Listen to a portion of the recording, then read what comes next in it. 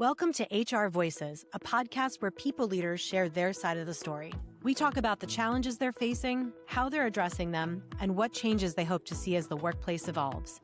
This podcast is sponsored by All Voices, the all-in-one employee relations platform.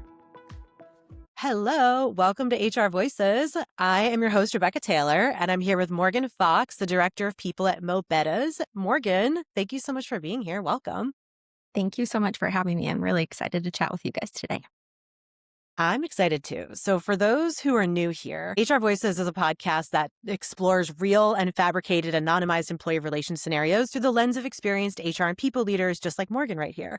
So we evaluate realistic workplace situations and demonstrate how they assess risk, how someone would apply judgment, and even then design practical responses.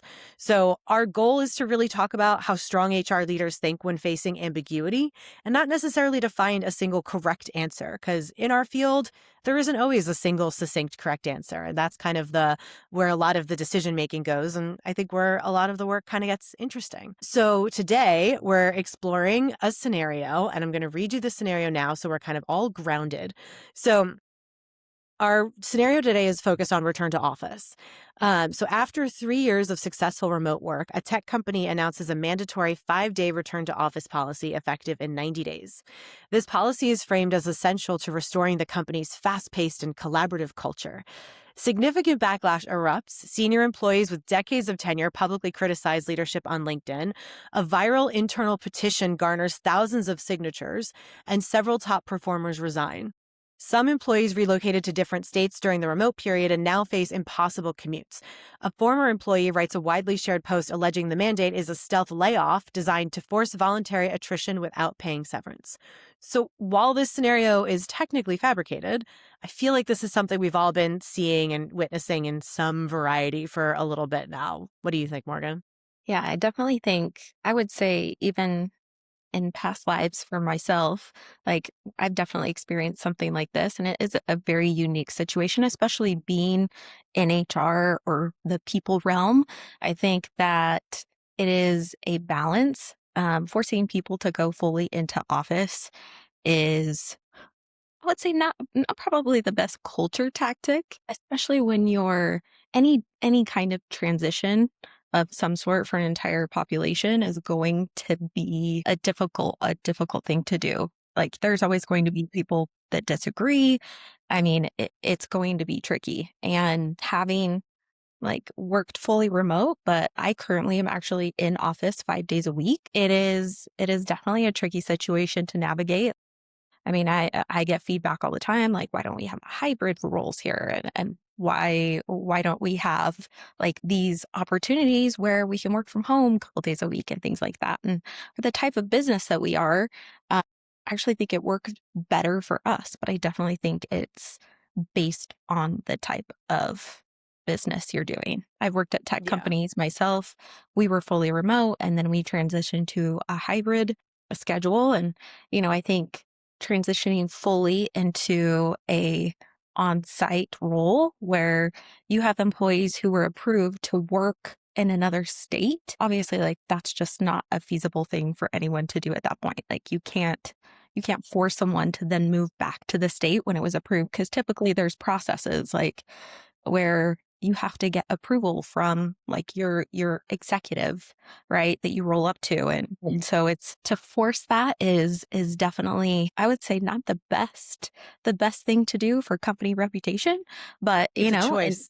In some instances, it's definitely, I mean, depending upon maybe they're doing it right based off of, where the company's kind of at in revenue. But if it was successful, what changed? Like, why are they making these changes? And Why so, now? yeah, why now? And I think that's where like company communication is key. Like, whether it be like a company all hands where we get together and we say, hey, like we are moving to this, but this is the why. And we understand that there are some people that have unique situations. We will assess those unique situations as needed. It's not going to be cut and dry. And like we always say, HR is a gray area, but this is very, I would say, very like heightened, Complicated one. Yeah. very complicated, and just I would say it puts a bad taste in people's mouths because it's like, wait, we've been functioning this way for so long. Why are we now having to make a change? So Yeah. yeah, I don't know. Especially humans, which are famously bad with Yeah. change. Yes. Yes. Yeah.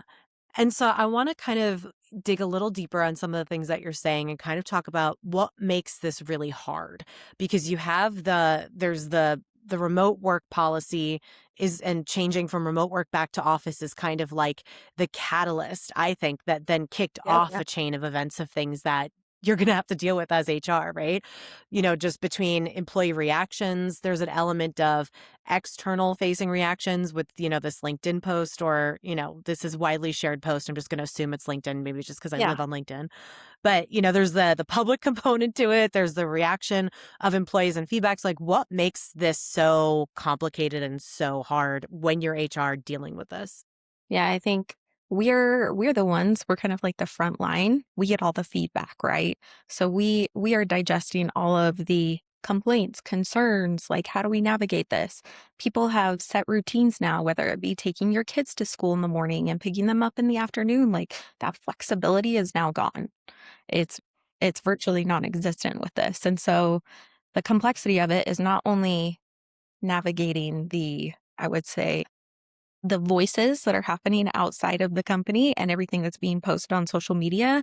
I mean, like at times it can create legal issues that expand from there. And I think just based off of, right, this being a scenario, like in my mind, I think communication is key with this.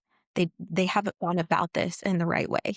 You don't change something abruptly and expect everybody to be on board. So it's like this continual like lack of trust. Like people now don't trust them because it's like you've made this essentially consequential decision without actual feedback from the people doing the actual work themselves. And it creates this, I would say, toxic like communication amongst everybody because people are upset and they're talking to each other. And then it's creating more and more drama. And it's just becoming this accelerated version of why work for this company? Like they've Yeah. changed everything. Why are we here? If they don't Yeah. trust us and we're now being forced to work in an office, like I would say majority of people just from feedback and companies that I've personally worked for, like those are some of the things that, I've been given feedback on. And, as HR, we have to try to calm Yep. the calm the upset with everybody and try to figure out ways to, you know, figure out how do we one get people to understand the why. But where they weren't given the why, I think it's then after the fact, you've got to explain that because without that, you're just going to have pure havoc. Yeah. Because I said so is not an answer that you want to use No, in this scenario. people don't care about that. They want to understand why their like entire work world has now been flipped upside down in a sense. Yeah. Yeah. Yeah. And there's something that you said that I think is important and worth calling out, is that you didn't ask for their feedback before you made the decision and before you announced the decision, at least from what we can gather from this scenario, right? While this scenario is fabricated, technically, it's something that you can see just kind of playing out in so many different situations. So if you're in a situation where you're rolling forward with something and you haven't given people the space to be heard and to give that feedback, they're going to resist it even more when that change happens, because it's something that's happening to them, not something that's happening with them. And skipping those steps, skipping those, roundtable discussions or feedback groups, like when you skip those, this is the mess that you're going to be cleaning up. And that's just, no matter what the scenario is, that's just the Yeah. truth. Yeah. Yeah. It's Yeah. like anytime you think of employee and culture all in the same vicinity of each other, it's like none of those were even brought forth, I feel like, to Yeah. begin with. And so it's Yeah. created this animosity, right, between leadership and everyone else. Yeah. Yeah. And so if you were faced with this scenario, like let's say this was happening right now, playing out in real time, let's start to kind of talk about like what you would start to do. So let's say, you're going to start taking conversations with people, right? Kind of start to explore. So like what's the first thing you want to understand, and who would you need to hear from? Yeah, obviously, like as a leadership team, we have to talk about one, what the purpose is, and essentially, like, how does this relate to the business so that we can, in a sense, justify it to the teams so that they understand, like, we're not just making this rash move. There's a reason behind it, right? So really leading with the teams and communicating once with the leadership team on a plan on how we're going to communicate it out. A lot of times, like in previous lives, what we've done is like doing a pulse survey. Hey, like we're contemplating like a return to office.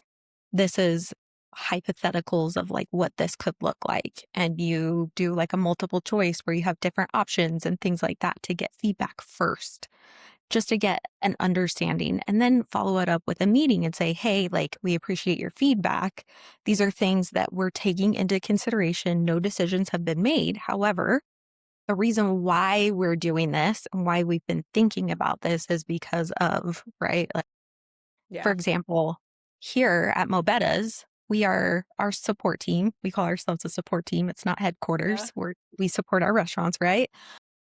The reason why we work in the office is because we're a super small team. We have maybe 70 employees here in the office, and it's easier for us to just walk over and talk to somebody, right? Yes, you can message people, but you're also not getting the same type of interaction. And I think it's Yeah. different depending upon the type of business. But with this type of situation, it's a real struggle to provide something that's going to appease everyone, right? Yeah. Like it's You never can't. you can't. People are Yeah. always to be upset, but if you can communicate effectively and appropriately in a timely fashion so it all aligns, then I feel like it's less upsetting. And in this scenario, like I doubt that it would have been blasted on social media in the way that it had been, right? Yeah. It's truly, you've got to loop in the right partners. You've got to have an understanding of and feedback from the actual people. Like Yeah. making a decision at a leadership level with something that's that impactful. You're going to have a mass exodus. Like that's just Yeah. what it is. So, Yeah. Yeah.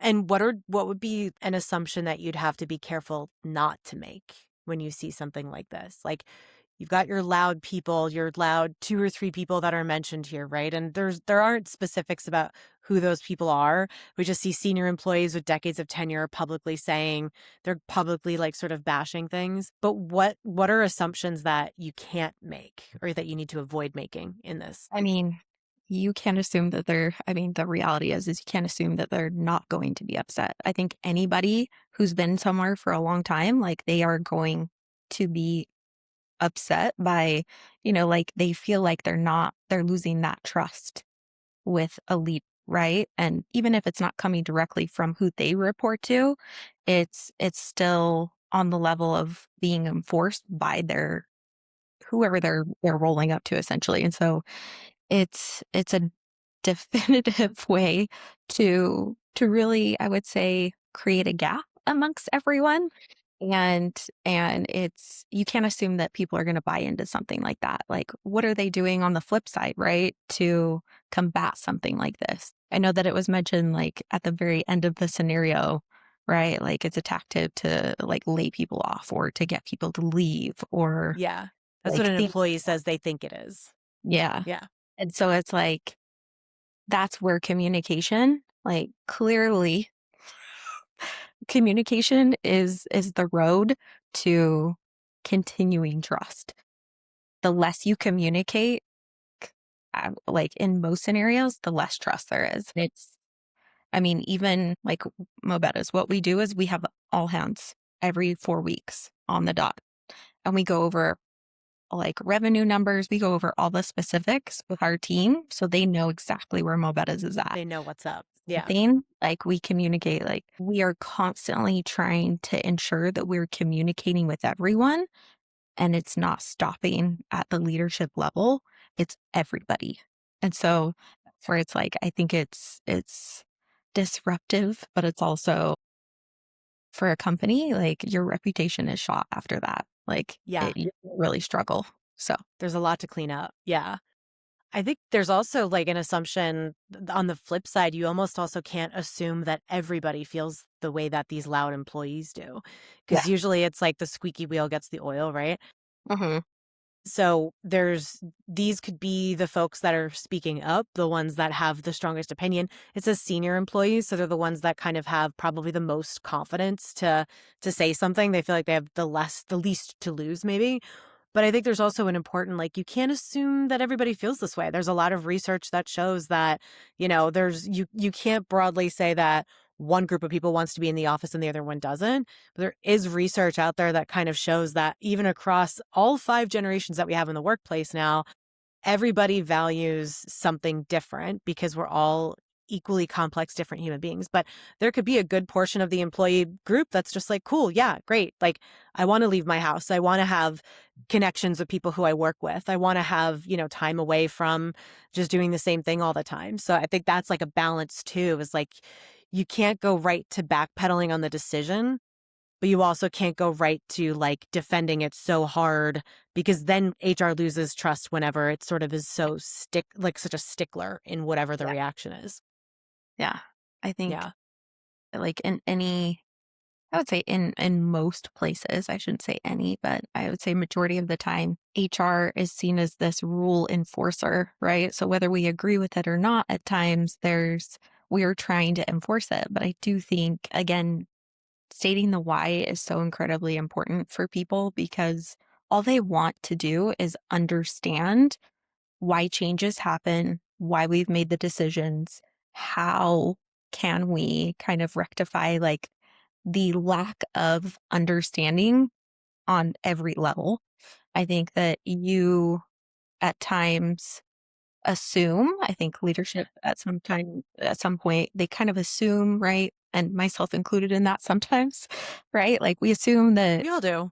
Yeah, we're people. We all there's, do. like, it is what it is. We're a company. We have to keep running. It's, at the end of the day, like, yes, we are creating something for a customer of some sort at some point, and it is about their experience, but we also have to worry about our people internally too. It's not just about the external and whether this issue may be because, like maybe revenue isn't as high as it used to be. And so they're thinking maybe this is what we do to combat that. But then again, you've got great performers who are now frustrated or they're now like, okay, we're being forced to do something. How do we What do we continue do?